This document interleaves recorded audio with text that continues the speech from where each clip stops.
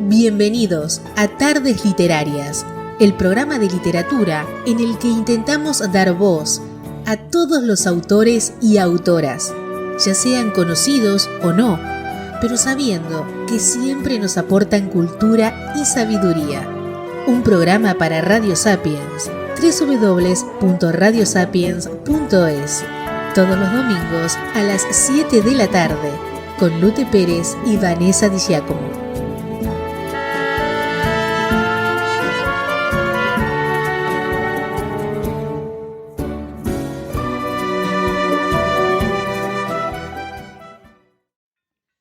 Bienvenidos a Tardes Literarias. Esta semana tenemos a la escritora ecuatoriana, María Fernanda Ampuero. La ecuatoriana María Fernanda Ampuero es una de las voces más disruptivas del escenario literario actual. Se ha destacado por tratar temas complejos como la representación del trauma y la ruptura de tabúes. En su obra abundan personajes que se salen de la norma, lo escatológico y el horror que encierra la familia. Sus primeras publicaciones fueron las crónicas Lo que aprendí en la peluquería, 2011, y Permiso de residencia, 2013. Gracias a esta última ganó el reconocimiento de la Organización Internacional de las Migraciones, OIM, a la mejor crónica del año. El 2018 apareció su primera incursión en la ficción, el conjunto de cuentos Pelea de Gallos, relatos desgarradores en los que se puede observar la violencia, la soledad y la búsqueda de identidad en una realidad moderna asfixiante. Esta novela fue elegida como una de los 10 mejores libros del 2018 por The New York Times en español. Su última recopilación de cuentos, Sacrificios Humanos, 2019, la ha convertido en una de las promesas de la literatura latinoamericana. Nació el 14 de abril de 1976 en Guayaquil, Ecuador, provincia de Guayas. Durante su infancia habitó en el barrio de Los Esteros. Ampuero mostró interés por los libros desde su infancia. Al terminar sus estudios secundarios decidió estudiar literatura en la universidad.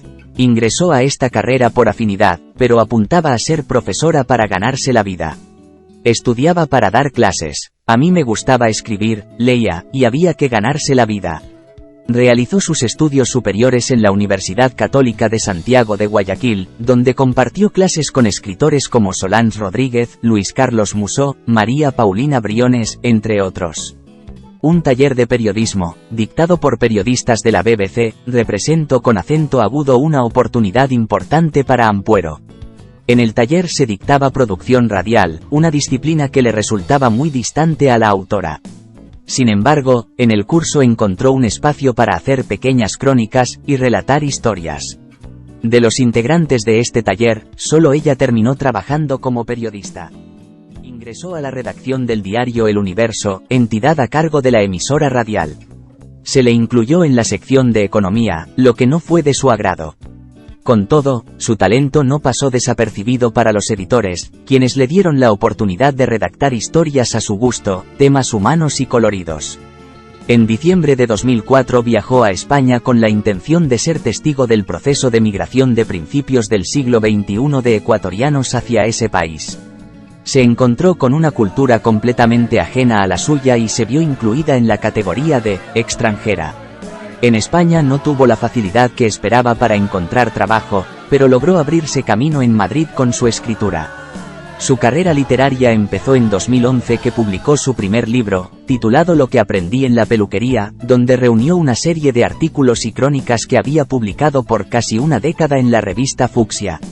En las mismas relata su experiencia como migrante, sus relaciones personales, además de críticas al machismo y reflexiones sobre la condición de las mujeres. El nombre del libro nació como referencia al aire de camaradería y confianza que usualmente se vive en las peluquerías. En 2012 fue seleccionada entre los latinos más influyentes de España. El mismo año ganó el premio Ciespal de Crónica y el de la Organización Internacional de las Migraciones, OIM, a la mejor crónica del año.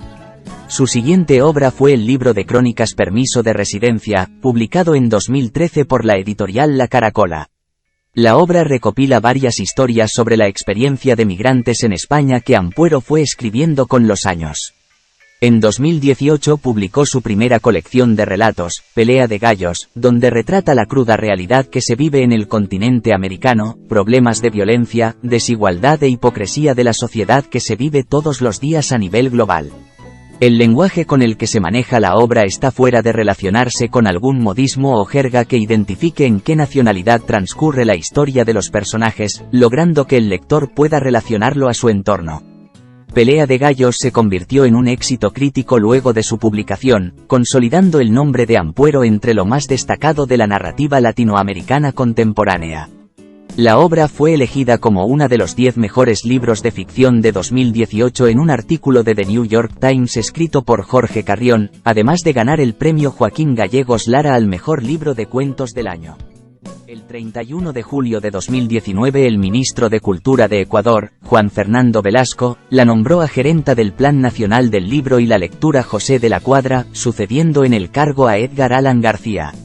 En esta función, Ampuero organizó la 12ª Feria Internacional del Libro de Quito, en diciembre de 2019, en donde promovió la lectura en los niños. A María Fernanda Ampuero la podemos conocer por sus escritos, que se basan en la literatura ecuatoriana contemporánea, que es el causas de publicación en los últimos 20 años y relata su afán de extender internacionalmente las fronteras con sus publicaciones y libros fundamentado en su apotegma, el cual nos explica que lo más importante es la calidad de las obras mucho más que el prestigio del autor.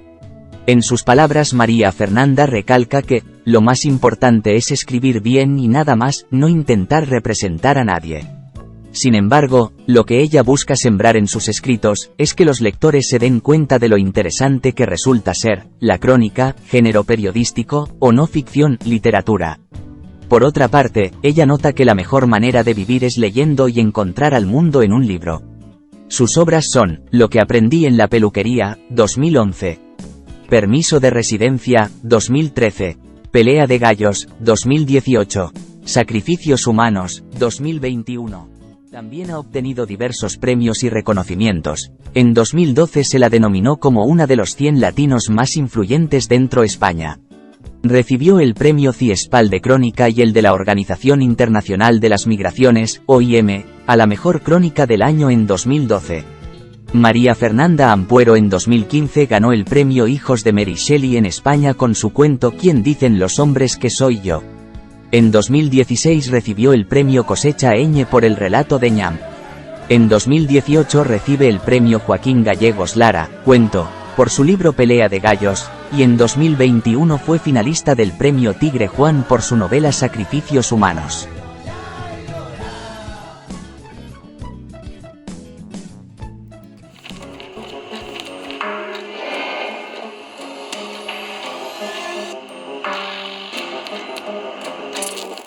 Soy María Fernanda Ampuero, periodista y escritora de ficción.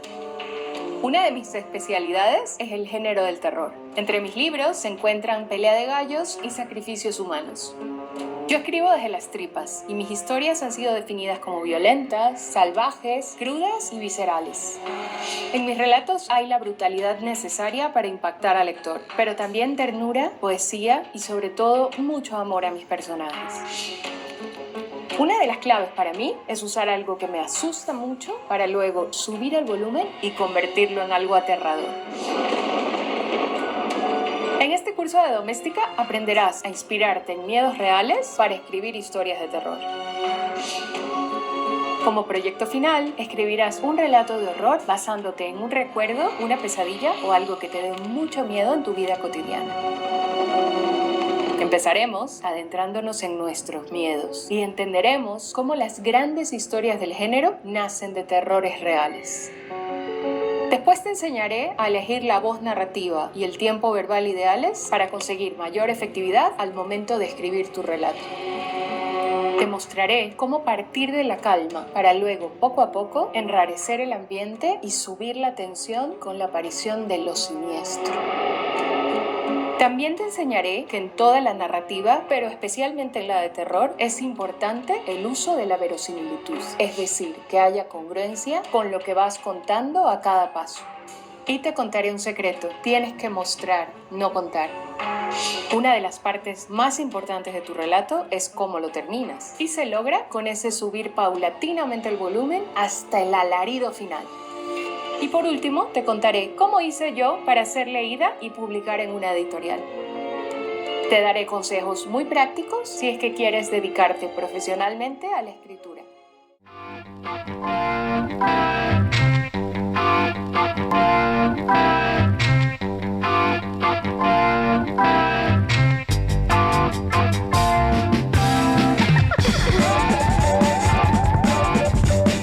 Hola, soy María Fernanda Ampuero y soy escritora. El primer libro que quiero recomendar es Lo salvaje de Julia Elliott. Es un libro de relatos que me ha interesado mucho por el tono apocalíptico y de terror sureño que maneja con precisión. El siguiente libro que quiero recomendar es La muela de Rosario Villajos, que es un libro sobre la emigración española post-crisis, pero también es un libro sobre la soledad, sobre el miedo, sobre el desamor. Muy interesante y muy interesante ella. Finalmente quiero recomendar Reina del Grito de Desirée de Fez. Es un ensayo sobre los miedos femeninos desde la historia de la propia autora.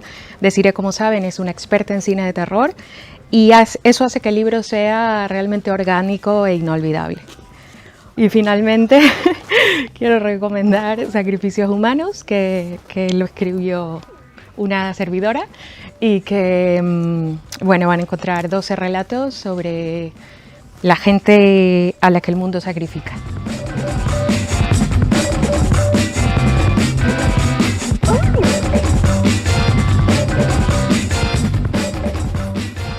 La escritora ecuatoriana María Fernanda Ampuero escribe desde el fuego y en mitad de un incendio. Dice que no sabe, no puede hacerlo de otra manera. Su primer libro de cuentos, Pelea de gallos, de 2018, giraba en torno a la violencia, la más obvia, la más física, pero también esa más sutil que, aunque también cala, moja, duele, no conseguimos detener. Ahí es donde Ampuero también pone su mirada, en los márgenes, en los débiles, para retratarlos en sus relatos, los que ahora publica en su segundo volumen, Sacrificios Humanos, y en el que prevalece la idea de que todos podemos ser el demonio de alguien, pero también el sacrificio de alguien. Solo tendríamos, por ejemplo, y si me permite la ironía, solo tendríamos que haber nacido en el lado equivocado del mundo, como María Fernanda Ampuero, que después de pasar 20 años viviendo y trabajando en España, seguía sufriendo un calvario en cada búsqueda de piso por no tener papeles. Esa miseria del migrante la relata en Biografía. Es el primer relato del volumen por el que desfilan muchas más historias de grandes y pequeñas violencias, y en las que, como pasaba en su anterior libro de cuentos, Pelea de gallos, María Fernanda Ampuero consigue hacerlo todo tan sensorial que acabamos oliendo la putrefacción de los ambientes que relata. No es la suya una literatura fácil, pero como dice ella, no hace falta más literatura estupefaciente, ni más sacrificios humanos. ¿Quién quiere nacer humana? Queso por la humanidad, provocar el fin del mundo, inventar la identidad. Yo ya lo tenía claro desde que te vi llegar. Aunque tú también humana, sacas mi animalidad. Caminito de perlas, muerde, muerde, muérdeme el cuello. Caminito de perlas, muerde, muerde, muérdeme el cuello. Caminito de perlas, muerde, muerde, muérdeme el cuello. Caminito de perlas, muerde, muerde, muérdeme el cuello. Ahora, como en cada programa, nuestra compañera Vanessa Giacomo le ha hecho una entrevista a la autora para que nos hable de su trabajo. María Fernanda Ampuero. Esta ecuatoriana es una de las voces más disruptivas del escenario literario actual. Destaca por tratar temas complejos como los traumas y la ruptura de tabúes. En su obra abundan personajes que se salen de la norma, lo escatológico y el horror que encierra la familia. Comenzó publicando Lo que aprendí en la peluquería, 2011, y Permiso de residencia, 2013. Ganó el reconocimiento de la Organización Internacional de las Migraciones, OIM, a la mejor crónica. El 2018 apareció su primera incursión en la ficción, el conjunto de cuentos Pelea de gallos. Relatos desgarradores en los que se observa la violencia, la soledad y la búsqueda de identidad. Esta novela fue elegida como una de los 10 mejores libros del 2018 por The New York Times. Su última recopilación de cuentos, Sacrificios Humanos, 2019. la ha convertido en una de las promesas de la literatura latinoamericana. Hola María Fernanda, estamos encantados de tenerte con nosotros. En primer lugar, enhorabuena. Sabemos que en unos días vas a estar en la Feria del Libro de Lima. En tus novelas vemos que narras desde el punto de vista de la infancia, de la memoria. ¿Qué posibilidades te da narrar desde este punto de vista? Sí, hola, muchas gracias. Muy buenos días por el interés en mí, en mi obra, y muchas gracias a la gente que te sigue por estar ahí y por, bueno, pues interesarse en la obra de esta ecuatoriana, que efectivamente por primera vez viene a Perú, viene a la Feria del Libro de Lima y espero que no sea la última. No es exactamente memoria, pero creo que todo lo demás es una respuesta a todos los aprendizajes que tuvimos en la infancia y es una forma de poner en práctica lo que nos inculcaron que hiciéramos en determinadas circunstancias de nuestra vida. Respondemos con el trauma, respondemos con las cosas que no pudimos resolver, respondemos desde las pocas o muchas herramientas que adquirimos durante la infancia, y yo creo que es el tema que a mí más me interesa y me importa, el tema de cómo nos vamos convirtiendo en las personas que somos, de acuerdo a las cosas que nos han pasado, que podían no haber pasado, digamos, pero pasaron y nos convirtieron en esta persona que somos tú y yo en este momento, ¿no? De adultos. En tu libro Pelea de Gallos, uno de los ejes de los relatos es la familia, la inocencia de algunos personajes, mientras que en Sacrificios Humanos está reflejado el sacrificio que debe hacer mucha gente para enfrentarse a la vida. Sabemos que en Pelea de Gallos tenías relatos ya escritos y simplemente recopilaste los trabajos. ¿Cómo fue el proceso de escritura para Sacrificios Humanos? Fue distinto, fue efectivamente, como bien dices, fue, digamos, ya había una práctica, no sé, una carrera más o menos construida que venía desde Pelea de Gallos. Y yo tenía no mucha más seguridad. Yo creo que eso es imposible, como decir, ay, estoy muy segura de que va a salir un libro, de que va a salir un libro bueno. Eso creo que nunca se logra, siempre eres como amateur. Pero sí que había una cosa de la intencionalidad distinta a cómo yo escribí los cuentos de Pelea de Gallos, que eran unos cuentos que yo escribí un poco para mí, un poco por, no sé ni cómo explicarlo, un poco por honrar las voces de mi cabeza, o por sacar, o por probarme a mí misma si era capaz de contar una historia de ficción, o por aquella niña que yo fui que escribía historias y soñaba con escribir historias de ficción. No sé, nunca lo he sabido muy bien, porque obviamente el propósito no era publicar hasta que salió Pelea de Gallos. Y en cambio en Sacrificios Humanos sí hubo una práctica distinta, y sobre todo que ya tenía la suerte de tener un editor, que es Juan Casamayor, el editor de Páginas de Espuma, que ya, bueno, no solamente era mi editor, ya era mi amigo, un poco mi mentor y mi lector ideal, digamos. Y yo escribía cuentos y un poco para él, ¿no? Un poco para tantear si le gustaban y si... No sé si podía contar estas nuevas historias sobre la gente que ha sido sistemáticamente violentada y rechazada y que forma parte como de la periferia del planeta, de una manera que fuera literaria y que fuera... digamos, que tuviera el nivel estético que la literatura exige, ¿no? Entonces, fue un poquito diferente, pero no partiendo desde la seguridad de mí misma, eso es bien difícil. Sabemos que parte de este proceso lo llevaste durante la pandemia. ¿Cómo fue ese trabajo en una época tan dura de nuestros días? De hecho, de escritura, fue muy extraño. La pandemia para mí fue, la verdad es que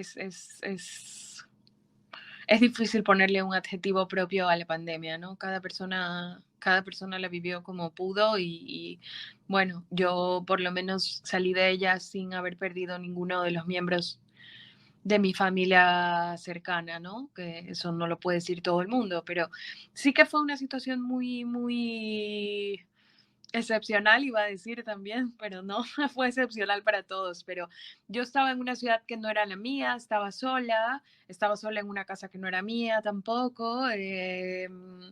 Coincidió así. Y entonces de pronto me vi en una casa ajena, cuyos dueños estaban fuera y sola.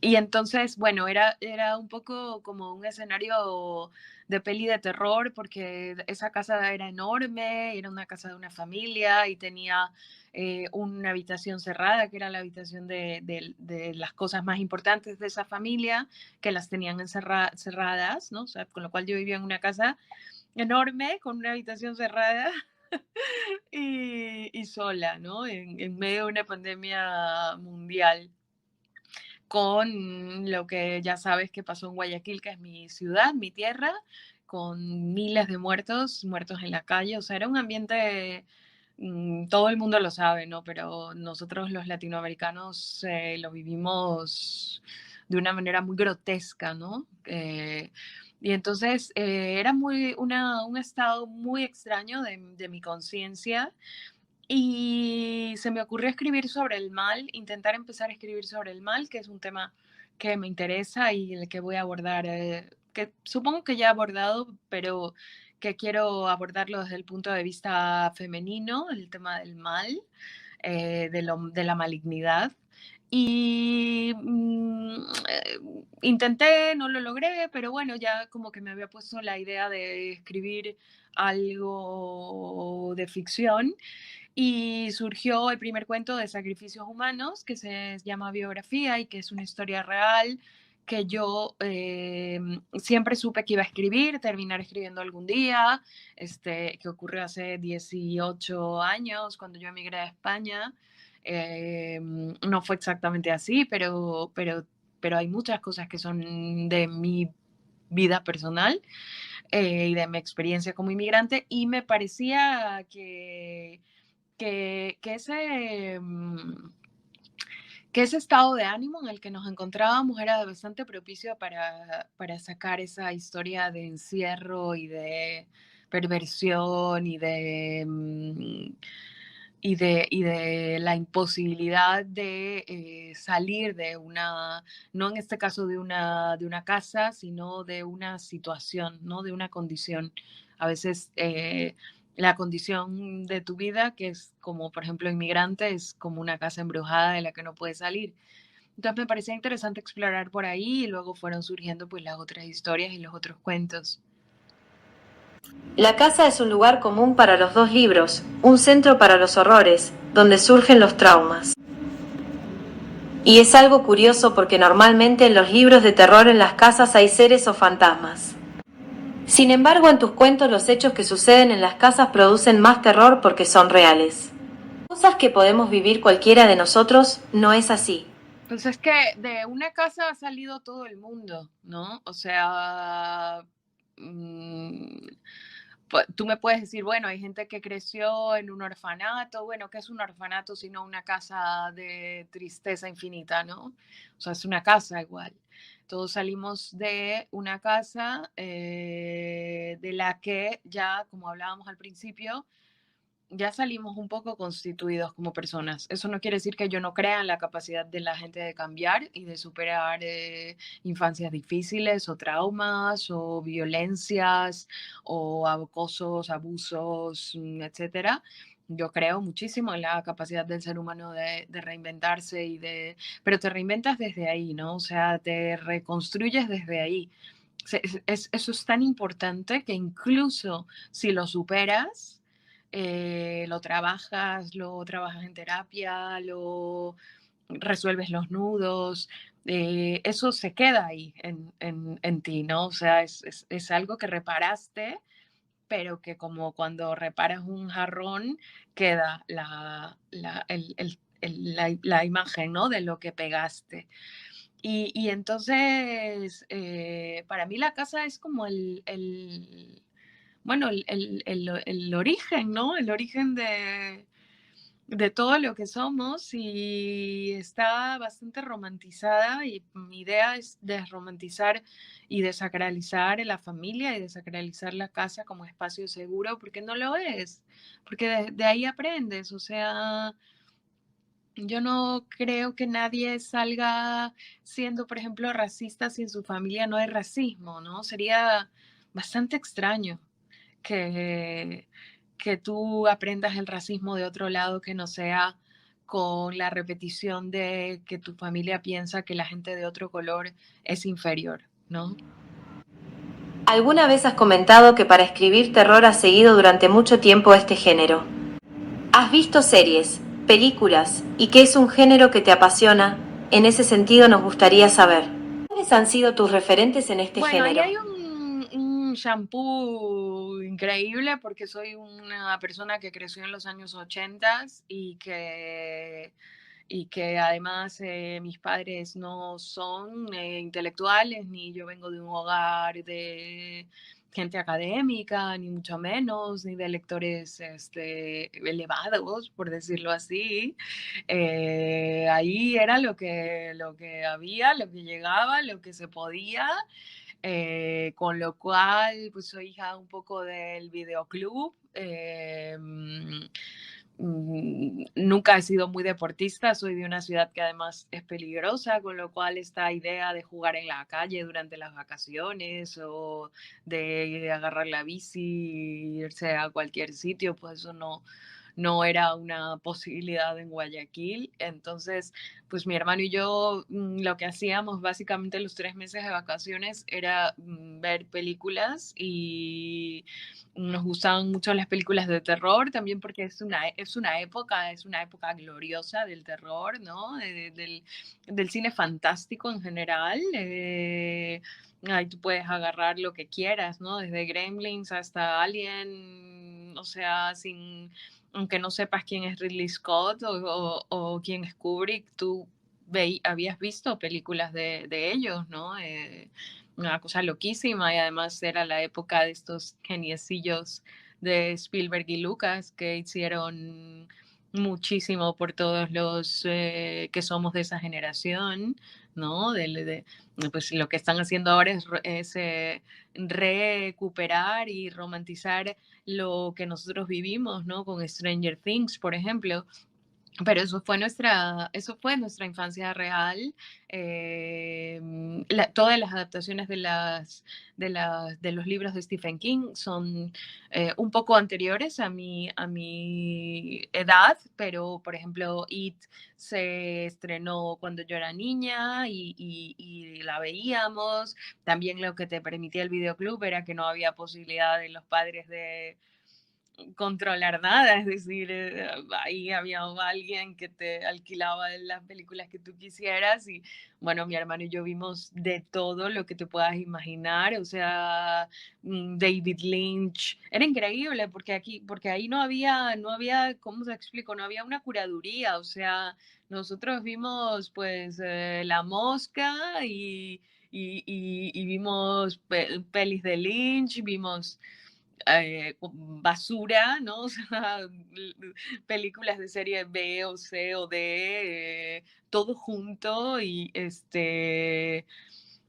bueno, o sea, es lo que te decía, ¿no? O sea, ahí había E.T., por ejemplo, que no es una historia de terror, pero que es una historia del cine fantástico y de la ciencia ficción, que eso fue algo súper importante, no solo el terror, o sea, yo creo que la gente de mi generación sacó un montón de personajes y de obsesiones de ese cine. O sea, yo tengo que hablar del cine porque en verdad la literatura fue algo que llegó un poco después a mi vida. pero el cine fue la forma en la que aprendimos a narrar. Algunos de los temas que trabaja son la desigualdad, la violencia social, violencia contra la mujer. Todo esto te da pie para hablar de los monstruos que tenemos dentro. Sí, claro, es que tú agarres a un grupo de gente como chivo expiatorio para demostrarte a ti mismo que eres mejor y que tienes más derechos sobre el planeta que otros y otras y otros, ¿no? Es terrorífico.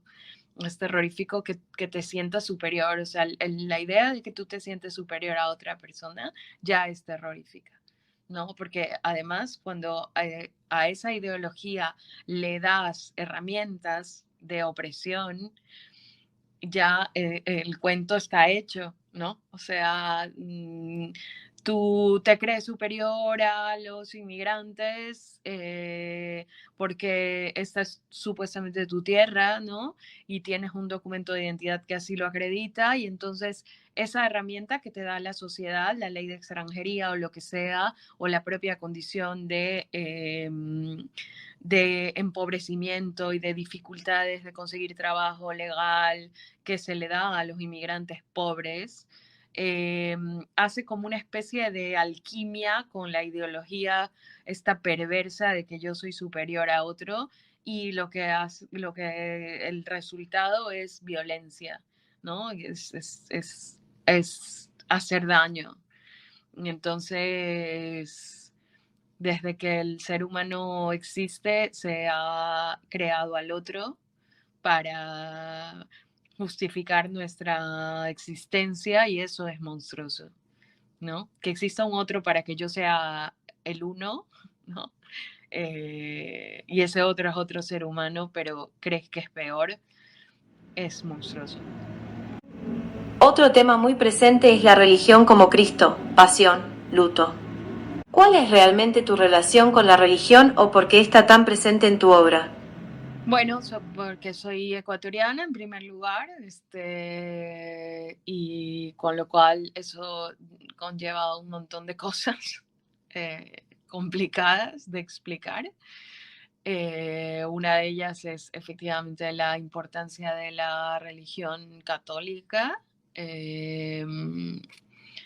Vengo de una familia que sin ser extremadamente religiosa, pues la figura de Dios y sobre todo la culpa y el castigo y el infierno y todo eso estaba ahí. También fui a un colegio, aunque no era religioso de religiosos, pero era un colegio donde se enseñaba religión, como creo que en Perú también, ¿no? A pesar de que el Estado es laico, eso es un poquito así como, quién sabe. Y entonces yo recibí muchas clases de religión, recibí mucha formación religiosa, pero he de decir que a pesar de que conozco bien la religión, conozco bien la Biblia, conozco muy bien los salmos y la historiografía bíblica y los mecanismos de la fe, yo sí que tengo que decir que tuve mucha suerte porque mi educación religiosa no fue una educación. Por supuesto que hay la culpa y por supuesto que hay todos los tabúes, la sexualidad, el aborto, el divorcio, etcétera. Es obvio, eso viene de ahí, de manual, viene con ello, ¿no? Pero sí que se hizo muchísimo más hincapié en la solidaridad con los demás que en la culpa y en la expiación de la culpa, ¿no? Es decir, se hablaba mucho más, tal vez porque venía de la teología de la liberación, ¿no? Había como una. Y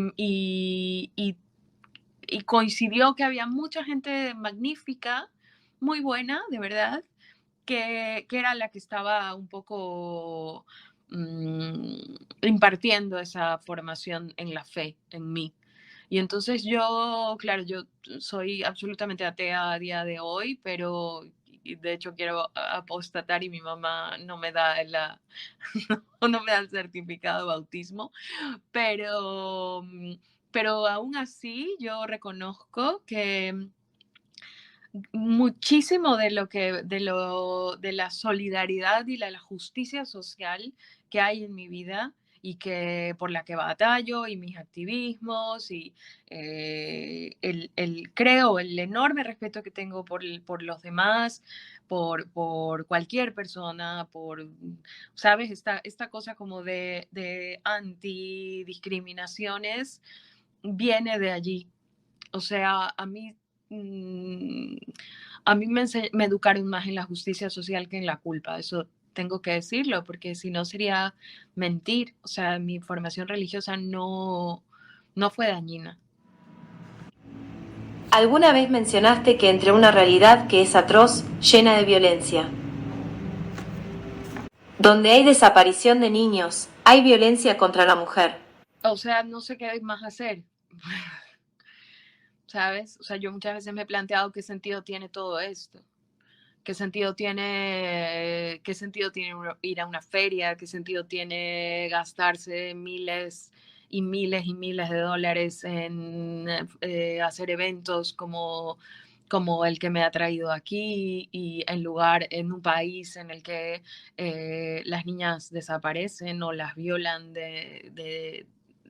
cuando tienen 8, 9, 10, 11 años, ¿no? O sea, estamos gastando en esto y no en una campaña de no violes, ¿no? O invertir en la seguridad de las niñas o invertir en la seguridad urbana, porque el urbanismo tiene mucho que ver con la inseguridad en nuestros países, ¿no? A veces poner una luz, un faro, ¿cómo se llama? Una luminaria podría cambiarle la vida a una mujer, a una niña, ¿no? Y entonces yo me planteo mucho eso de vale la pena, de cuánto se gasta en imprimir un libro, todo estar en el sistema de librerías y ¿sabes? Porque además los libros son caros, los libros no llegan a todo el mundo y hay mucha gente de la que yo hablo y mucha gente que vive estas violencias que nunca jamás va a leer mi libro, ¿no? Y entonces dices, pero me estoy aprovechando de estas historias o de esta violencia, o qué estoy haciendo. Yo vivo constantemente con esa culpa de si puedo hacer más, ¿no? O sea, de sentirme como un poco avergonzada de no hacer más en la vida real, ¿no? De escribir personajes que efectivamente viven unas situaciones terribles, pero es que hay gente, mientras tú y yo estamos hablando, que está viviendo situaciones muchísimo más terribles, que soy incapaz de imaginar y que tal vez debería volver al periodismo, denunciarlo, poner el cuerpo y, ¿sabes? Defender. Yo lo digo mucho y de verdad que no es falsa modestia ni nada. Yo no quiero que mi vida sirva solo porque quiero tener una carrera literaria rutilante y exitosa. Eso a mí no me interesa, sinceramente te lo digo. O sea, si a mí me dicen, salvamos a una niña que van a asesinar y no vuelves a escribir una letra nunca más en tu vida y te callas o sea, y pierdes la capacidad por completo de escribir, yo lo firmo enseguida. Nada de lo que yo haga vale la vida de una niña. Nada, nada. De la niña que seguro están matando en algún momento, en algún sitio mientras tú y yo estamos hablando, ¿no? Entonces, claro, este es mi gran conflicto. No saber qué más hacer. Dices que la literatura no es una cuestión relevante, sino el tema del que se escribe. ¿Qué te lleva a escribir de estos temas? Iniciaste tu carrera como periodista narrando la realidad. ¿Qué herramientas te aporta el género de terror para narrar las historias reales? Es que todo es terror para mí. Todo es terror. Fíjate, ahora mismo, por ejemplo, en Europa, yo vivo en España, como sabes, están pinchando a chicas con drogas de la voluntad, no sé, hay montones de nombres, ¿no? Burundanga, que se le llama vulgarmente, ¿no?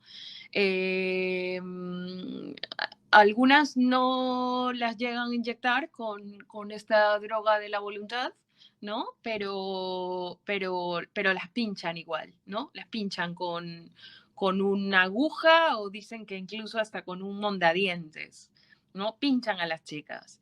¿Qué es eso? ¿Qué es eso? O sea, googleenlo quienes están escuchando esto, pinchazos, España, y van a ver la cantidad de chicas que ahora que es verano, que salen, que van a festivales, que van a discotecas, la cantidad de chicas que están denunciando que reciben pinchazos en discotecas en Europa, en capitales europeas, Francia, España. Y tú dices, ¿qué es esto? O sea, ¿qué están haciendo? Otra vez están haciendo que las chicas tengan miedo de ser quienes son, de salir, de tomarse un trago, de sentirse libres, de sentirse atractivas incluso, de sentirse deseadas. O sea, ¿por qué hay el castigo constante, ¿no? A la mujer que no se queda en su casa debajo de la falda de su madre? Entonces, pues, o sea, es que no hay nada más horroroso que la realidad, no hay nada más aterrador. Imagínate, yo no me puedo inventar un cuento en el que de repente hay una banda así como La Purga que decide inyectar a las chicas con droga de la voluntad y que con lo cual hacen con ellas lo que quieran. Es una cosa como de zombie, ¿no? De convertir a una legión de chicas en esclavas sexuales y en zombies sin voluntad. Esto pasa. O sea, esto googleenlo, está en todos los periódicos. No me lo he inventado yo. O sea, bueno fuera que yo me inventara los horrores del mundo. Los horrores están ahí, yo no toco ni la superficie. O sea, la historia de terror ya está escrita en un periódico cualquiera que tú vas a abrir hoy. Para acabar, dinos algunos de los libros que realmente te han marcado o te han inspirado, para poder dedicarte a la literatura. Recomiéndanos alguno. Bueno, pues, a ver, para mí esto ya lo he dicho mucho, uno de los libros más importantes de mi vida es El fantasma de Canterville, que fue un libro que leí cuando era muy niña, sin saber quién era Oscar Wilde, por supuesto. A una profesora se le ocurrió que un grupo de niños leyéramos El fantasma de Canterville. Y para mí fue increíble aparte que es Wilde, ¿no? Y que imagínense cuántos mensajes ocultos hay en la literatura de Wilde, cuántos símbolos, pero a mí me gustó mucho la idea de este fantasma que no daba miedo, sino pena, que era como un ancianito, ¿no? Que estaba perdiendo el mundo que le pertenecía y que se convertía un poco en un hazmerreír. Me sorprendió el poder de la literatura de cambiar los roles, ¿no? De que el fantasma no dé miedo. Fíjense que puede sonar una tontería, porque luego conocemos a Gasparini, a What We Do in the Shadows, y hay vampiros chistosos y todo, pero cuando yo era niña, el hecho de que este fantasma no diera miedo a la gente de la casa me cambió completamente la cabeza de las posibilidades de la literatura. Más adelante, cuando ya era jovencita, leí a Vallejo, Los Heraldos Negros, Trilce, pero sobre todo Los Heraldos Negros fue un libro que para mí fue decisivo, porque como les decía, yo vengo de una tradición de búsqueda de justicia social, primero por la religión y luego ideológicamente, y me pareció que su poesía tenía eso que yo quisiera poder lograr, que es hablar de justicia social de una manera tan hermosa y tan dolorosa. Tengo que hablar de Stephen King, obviamente. Para mí los libros de Stephen King fueron importantísimos en mi crecimiento, en mi vida.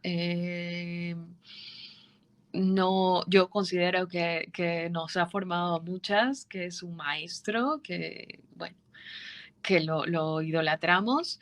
Sor Juana Inés de la Cruz es como también la base de mi feminismo y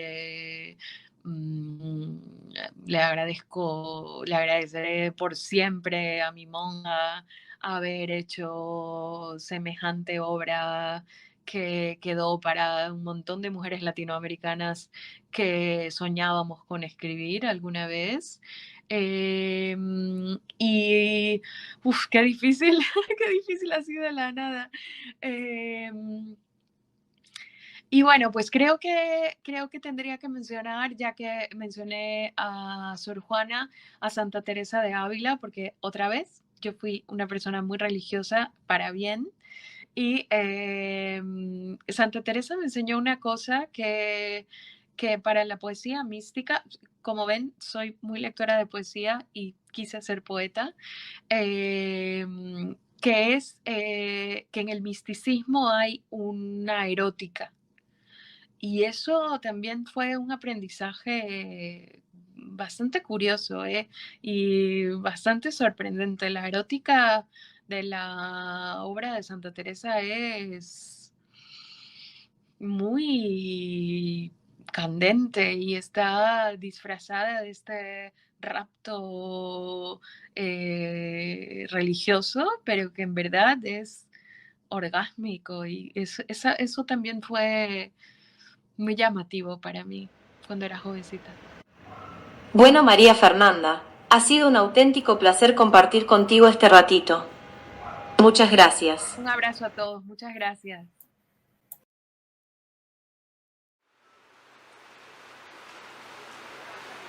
Estoy nerviosa, me siento como en el colegio. No parezco que fuera tímida, pero sí. Voy a leer Elegidas, es un cuento de sacrificios humanos. Y empieza con una cita de Isaías que dice: tus muertos vivirán, junto con mi cuerpo muerto resucitarán. Despertad y cantad, moradores del polvo, porque tu rocío es cual rocío de hortalizas, y la tierra echará a los muertos. Camino a Mar Bravo hay un cementerio para pobres. Se convirtió en sitio de peregrinación de los elegidos porque 4 de los suyos fueron enterrados ahí. Entre tumbas con flores de mentira decoloradas por el sol, lápidas rotas en las esquinas y hierbajos, lloraban las chicas de piel centelleante, con sus blusas blancas, sus pantaloncitos de jean, sus abalorios y sus sandalias de tiritas. Se abrazaban y se acariciaban las cabezas, como ninfas ante el cadáver de un cordero. A su lado, sin llorar, pero con las manos apretadas a la altura de la entrepierna, los machos de esa especie, chicos con el pelo cayéndole sobre los ojos, con los brazos deliciosamente duros, pecosos, lampiños, silenciosos y adustos como genios o como imbéciles, guapos hasta el miedo. Entre ebanistas, costureras, pescadores y bebés malnutridos desde el vientre, sepultaron a los 4 surfistas de Punta Carnero. Los padres habían decidido que sus hijos estuvieran en aquel cementerio gris y no en el de los ricos, con ese césped verde cotorra, rosas frescas, rojas y sinvergüenzas, traídas en camión refrigerado, y lápidas de mármol con inscripciones religiosas y apellidos larguísimos. Querían que los cadáveres de los ahogados más hermosos del mundo estuvieran para siempre junto al mar. Eran 4, heredarían la tierra. La noche anterior a la muerte habían roto 77 corazones en la fiesta del Yacht Club, besuqueando y agarrándoles la nalga sobre el vestido veraniego a sus flamantes noviecitas. Al amanecer, todavía borrachos, se enfundaron el neopreno negro y así, como disfrazados de calavera, salieron a surfear en marejada, convencidos de su inmortalidad de niños dioses. El mar los escupió al 7º día, blandos y blanquecinos como recién nacidos.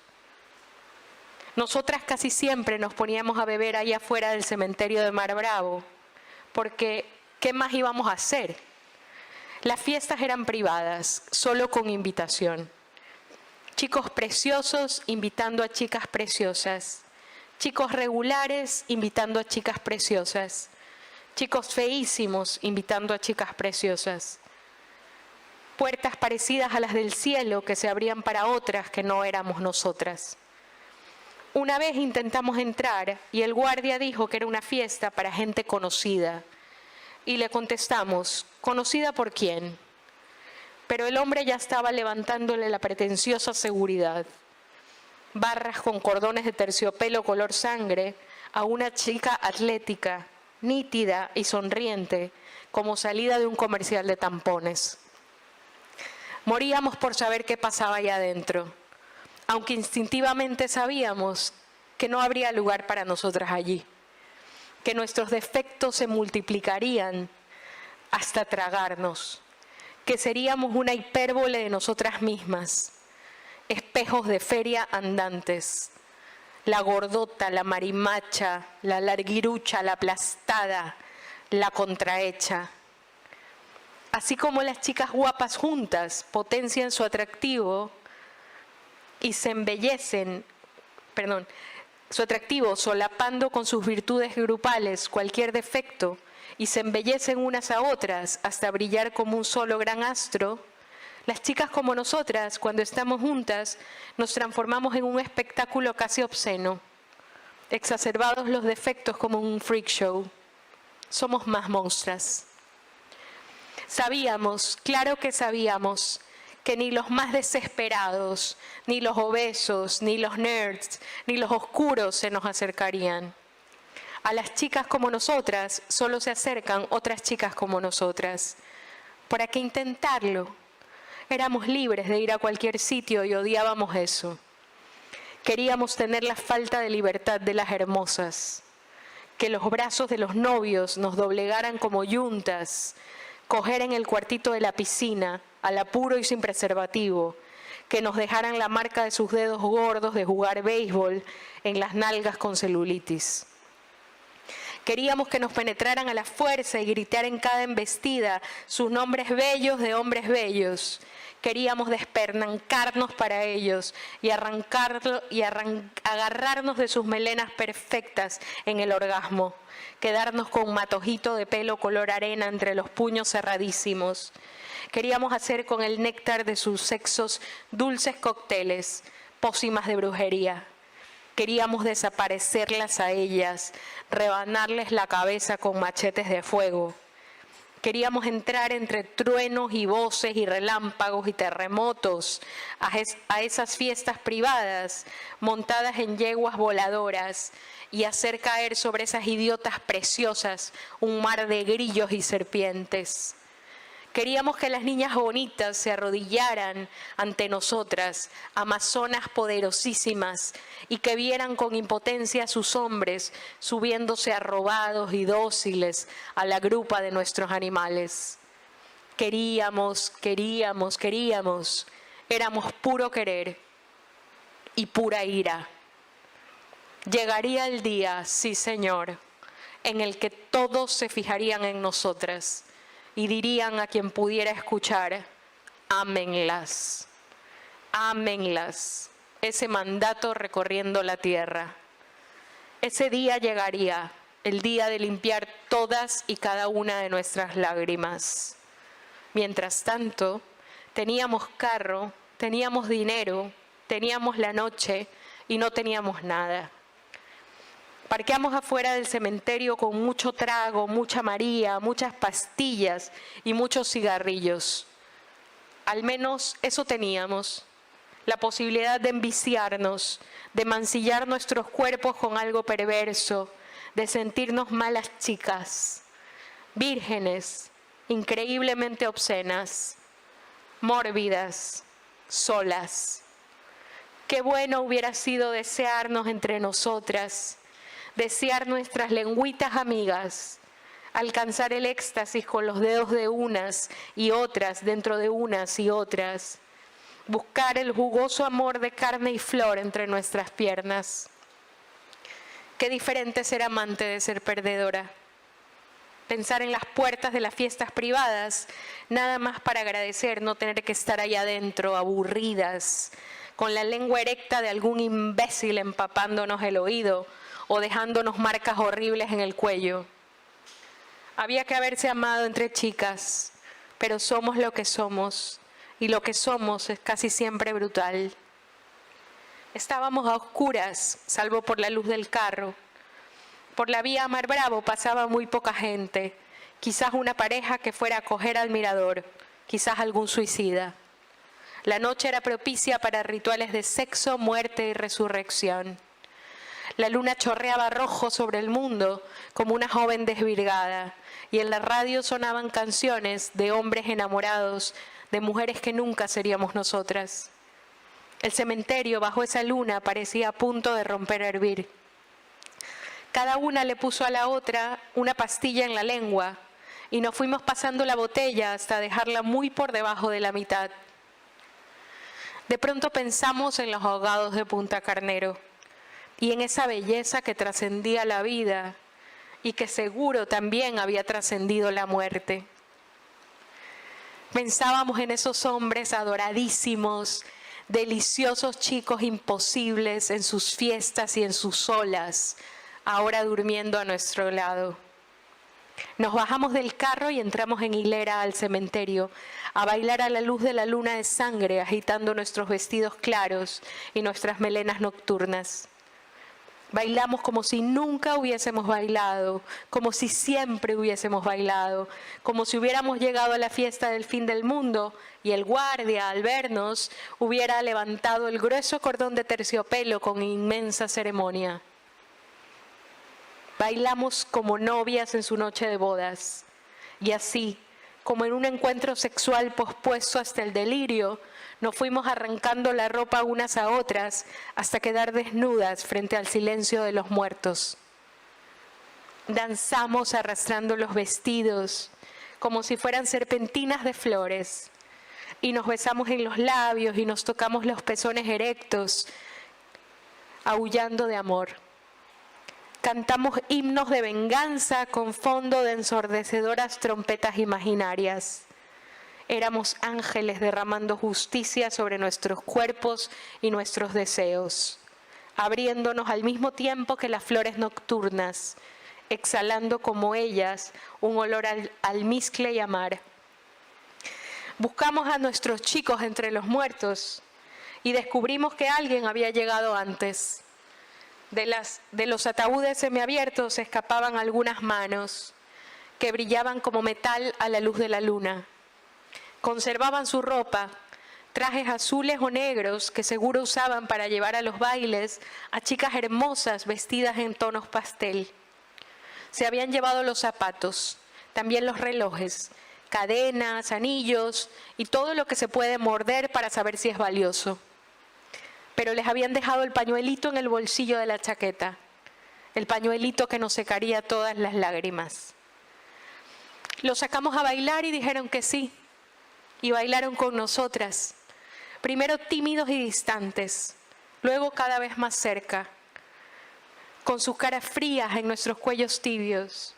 Dijeron, estamos seguras de que dijeron, que preferían estar ahí que en cualquier otro sitio, que nos preferían a nosotras que a las princesitas de sus reinos. Después del baile nos sentamos sobre sus tumbas, cada una con su chico perfecto, a contarnos las cosas que soñábamos, a reír como tontos, a pedir un beso con los ojitos entornados. Llegó el beso y llegó la locura, el deseo dando patadas violentas como ola contra nuestras espaldas. El amanecer nos encontró desnudas sobre los sexos erectos de nuestros amados, montadas sobre ellos, cabalgándolos ferozmente, como jinetes que se precipitan sobre el mundo para destruirlo. Gracias.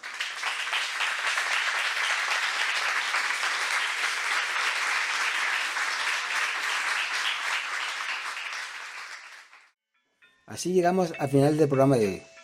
Hemos llegado al final y quiero agradecer infinitamente a Dani Miralles que compusiera este precioso tema para mi programa Tardes Literarias. Es siempre un gran placer poder contar con él. Nos despedimos de todos nuestros oyentes hasta la semana que viene, que volveremos con un nuevo autor o autora e intentaremos hacerles llegar a todos el poder de la lectura. Hasta la semana que viene. Cuento Las letras encadenadas. Había una vez un pequeño pueblo llamado Alfalandia, donde la gente vivía en armonía con la naturaleza y se comunicaba a través de palabras habladas. Sin embargo, a medida que el tiempo pasaba, un deseo insaciable de conocimiento comenzó a florecer en los corazones de los aldeanos. Ansiaban descubrir el mundo más allá de sus colinas y bosques, pero carecían de la herramienta para hacerlo, la lectura. Un día, una misteriosa forastera llegó a Alfalandia. Era una anciana de aspecto sabio, con ojos centelleantes y un aire de misterio que la rodeaba. Se llamaba Liria y traía consigo un antiguo libro que emanaba una energía especial. Los aldeanos se reunieron para escuchar su historia. Liria les contó sobre las maravillas del mundo exterior que había descubierto a través de la lectura. Explicó cómo las palabras escritas tenían el poder de transportarlos a tierras lejanas y épocas pasadas, de hacer que la imaginación volara y el conocimiento se expandiera. Los aldeanos estaban fascinados, pero también desesperados por saber cómo podían aprender a leer. La sabia Liria sonrió y les dijo: «La lectura es un arte que se aprende con paciencia y dedicación. Cada letra es como un pequeño hechizo que se desbloquea con el tiempo. Estoy dispuesta a enseñarles, pero deben comprometerse a aprender y practicar». Y así comenzó la aventura de Alfalandia en el mundo de las letras. Liria enseñó a los aldeanos a reconocer las letras y sus sonidos, a unir palabras y finalmente a descifrar las historias escritas en las páginas del antiguo libro. Cada día, los aldeanos se reunían bajo los árboles centenarios para aprender y practicar. Sin embargo, la tarea no fue fácil. Había momentos de frustración y desánimo, pero los aldeanos perseveraron. Con el tiempo, las letras comenzaron a cobrar vida ante sus ojos. Descubrieron el placer de sumergirse en relatos emocionantes, explorar mundos imaginarios y reflexionar sobre ideas profundas.